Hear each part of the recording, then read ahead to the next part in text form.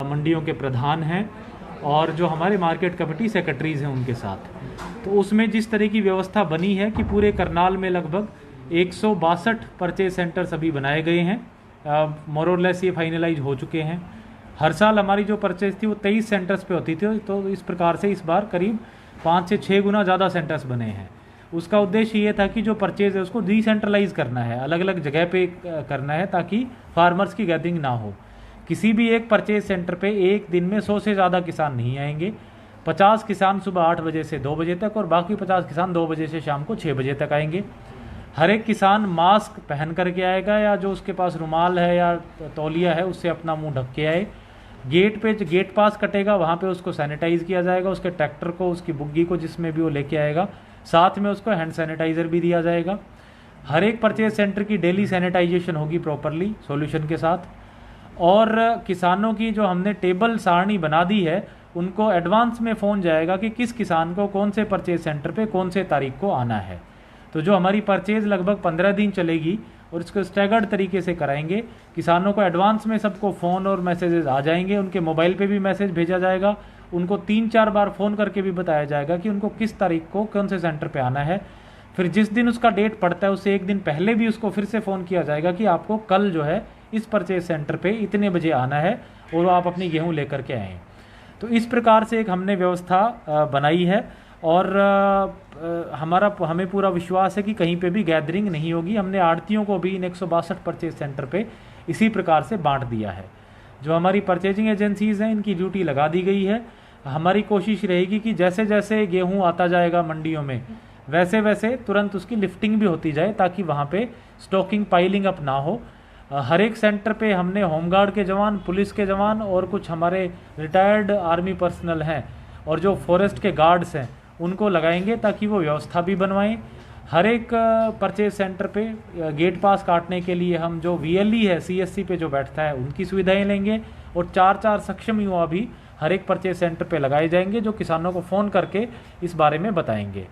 कुछ किसानों की ये मांग आई थी कि उनकी ज़मीनें यूपी में हैं या और बाहर जगह हैं, तो उसके लिए मैं बिल्कुल स्पष्ट कर देना चाहूँगा सरकार की तरफ से स्ट्रिक्ट डायरेक्शंस हैं कि सबसे पहले गेहूं की जो हरियाणा की गेहूं है वही खरीदी जाएगी। तो हमारे जितने भी नाके हैं चाहे वो मंगलोरा पे हो या शेरगढ़ टापू हो, हमने वहाँ पूरी प्रॉपर बैरिकेडिंग करा दी है। 24 आवर 8-8 घंटे की शिफ्ट में 3-3 ड्यूटी मजिस्ट्रेट्स लगा दिए हैं, पुलिस प्रेजेंस कर दी है। उनको सख्त हिदायत है कि किसी भी तरह का वो गेहूं उधर से नहीं आने पाए। जो किसान जिनकी ज़मीनें यमुना के उधर पड़ती हैं लेकिन वो पड़ती हरियाणा स्टेट में ही हैं, उनके लिए हमने संबंधित SDMs को डायरेक्शन दी है कि वो एक दिन फिक्स करेंगे, उस दिन उन एरियाज़ की जो है गेहूं यहाँ पे आएगी, लेकिन वो सिर्फ वही गेहूं होगी जो हरियाणा राज्य में पड़ती है। ज़मीन यमुना इधर शिफ्ट हो जाने की वजह से ज़मीन यमुना पार चली गई है। कोई भी गेहूं का एक भी दाना जो यूपी राज्य में पड़ता है या और कोई बाहर स्टेट से आता है वो बिल्कुल नहीं खरीदा जाएगा।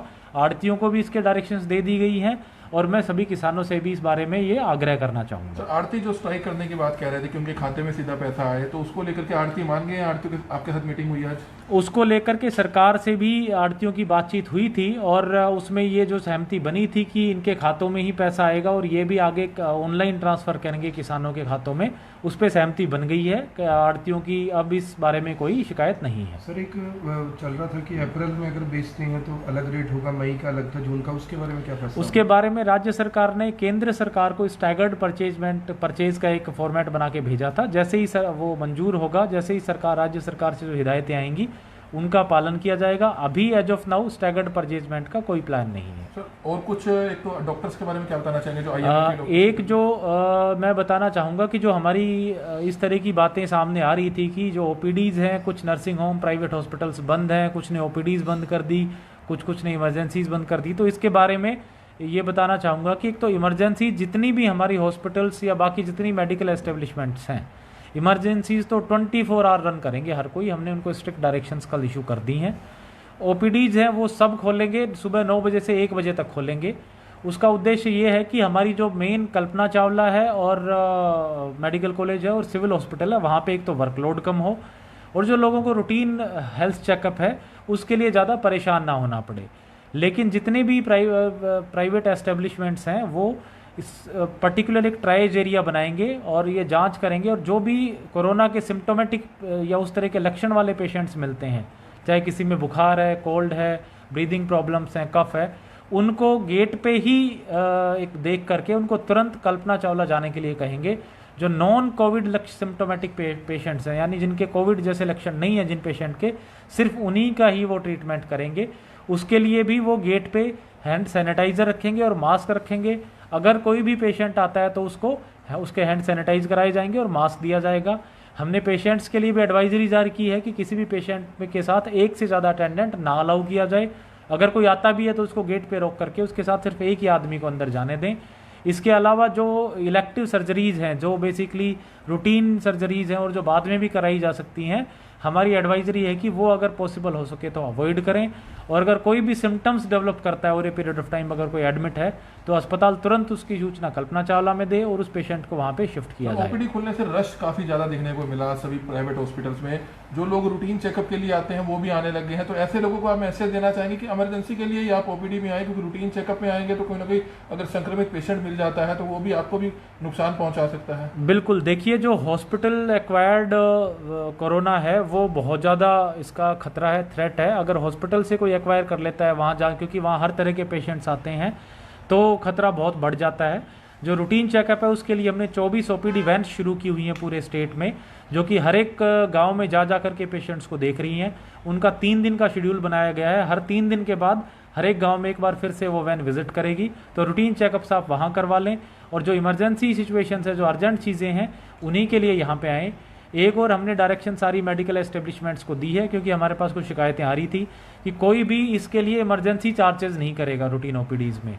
सिर्फ ये कह के कि इमरजेंसी सिचुएशन है या लॉकडाउन है, इसके बिहाफ पे कोई भी एक्स्ट्रा चार्जेस कोई भी नहीं लेगा। सर, क्या मजदूरों से बात हुई है, क्योंकि ज़रूरत पड़ेगी मंडियों के अंदर 162 केंद्र आपने बनाए हैं तो? जी, हमारे यहाँ टोटल जो 780 के करीब लेबर है उनसे हमने ऑप्शंस दी हैं, उनसे बात भी करी जा रही है। जितने भी जो हमारे प्रवासी मजदूर हैं वो या प्रवासी लोग हैं, वो जितने भी इच्छुक होंगे उन सबको यहाँ पे मंडियों में या खेतों में रोज़गार दिया जाएगा। और हम ये अश्योर कराएंगे कि उनको जो उनकी वेजेस हैं, जो मेहनताना है, वो समय पे मिले और पर्याप्त मात्रा में मिले। तो स्कूल फीस को लेकर के दोबारा से आप पेरेंट्स को क्या मैसेज देना चाहेंगे, क्योंकि पेरेंट्स जो है अभी भी कहीं ना कहीं चिंतित हैं, मीडियम क्लास के जो लोग हैं खासतौर पर, वो कह रहे हैं कि उनके पास पैसा नहीं है, वो फीस कैसे जमा कराएंगे, इस बारे में दोबारा से बताना। देखिए, स्कूल फीस के बारे में सरकार की हिदायतें बड़ी क्लियर हैं। जो पेरेंट्स फीस इच्छुक वॉलंटरली देना चाहते हैं उनसे फीस ले लें। किसी भी अभिभावक को फोर्स ना किया जाए कि वो अपने बच्चे के फीस जमा कराएंगे।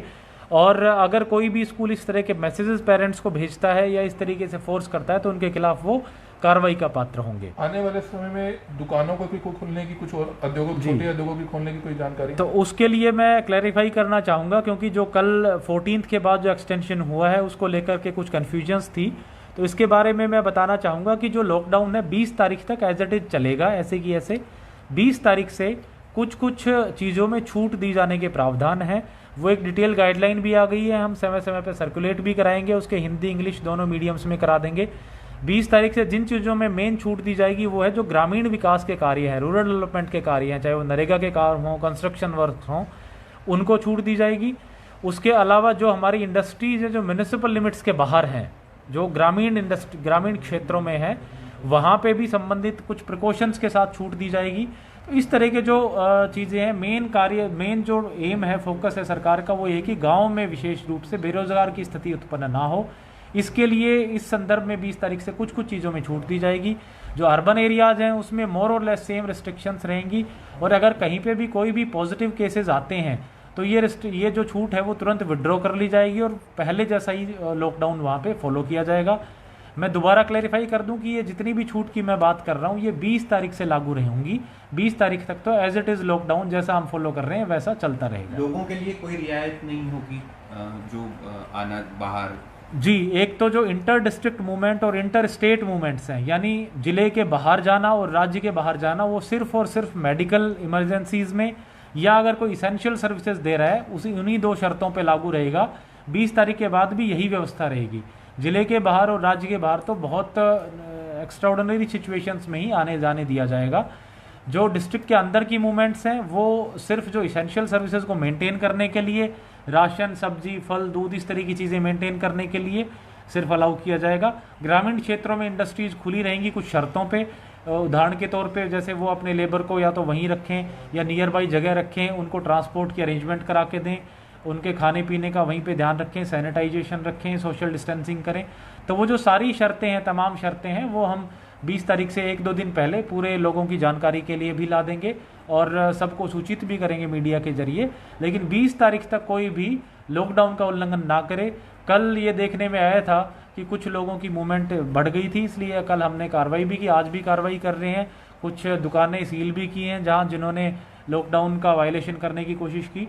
20 तारीख तक जो हमने व्यवस्था बनाई हुई थी, चाहे किराने को लेकर के, सब्जी को लेकर के, फलों को लेकर के, वो एज इट इज जारी रहेगी। सर, जरूरतमंद परिवार हैं, कई गरीब परिवार हैं जिनको सामाजिक संस्थाओं की तरफ से पहले राशन दिया गया था, 10-15 दिन का राशन दिया गया था, वो खत्म हो चुका है।